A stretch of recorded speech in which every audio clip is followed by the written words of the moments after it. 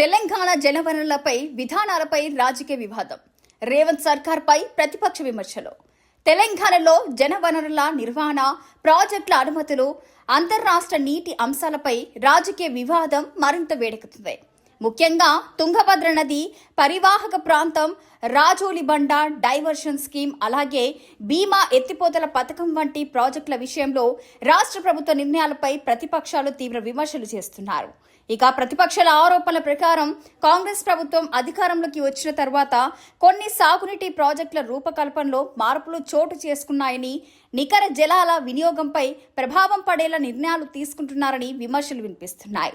ముఖ్యంగా భీమా ఎత్తిపోతల పథకానికి సంబంధించిన నికర జలాల కేటాయింపులో కోత విధించినట్లు ప్రతిపక్ష నేతలు ఆరోపిస్తున్నారు. అలాగే రాజోలిబండ డైవర్షన్ స్కీమ్ పరిధిలోని ఆయకట్టు భవిష్యత్తు ప్రశ్నార్థకంగా మారే పరిస్థితి ఉందని కూడా ప్రతిపక్షాలు చెబుతున్నాయి. తుంగభద్ర నదిపై కర్ణాటక ప్రభుత్వం చేపడుతున్న 2 బ్యారేజ్లకు తెలంగాణ ప్రభుత్వం ఎన్ఓసీ ఇచ్చిందన్న అంశం రాజకీయంగా చర్చనీయాంశమైంది.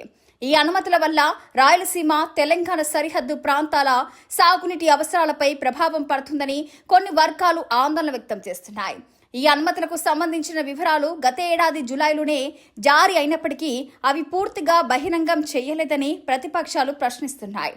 పారదర్శకత లేకుండా కీలక నిర్ణయాలు తీసుకుంటున్నారని వారు ఆరోపిస్తున్నారు.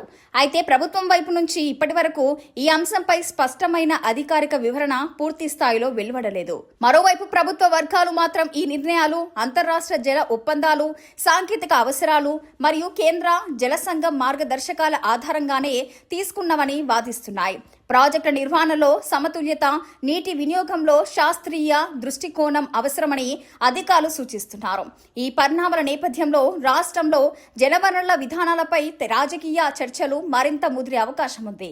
ఇక రైతుల ప్రయోజనాలు, ఆయకట్టు స్థిరత్వం మరియు అంతర్రాష్ట్ర నీటి పంపకాలపై స్పష్టమైన విధానం అవసరమని నిపుణులు అభిప్రాయపడుతున్నారు.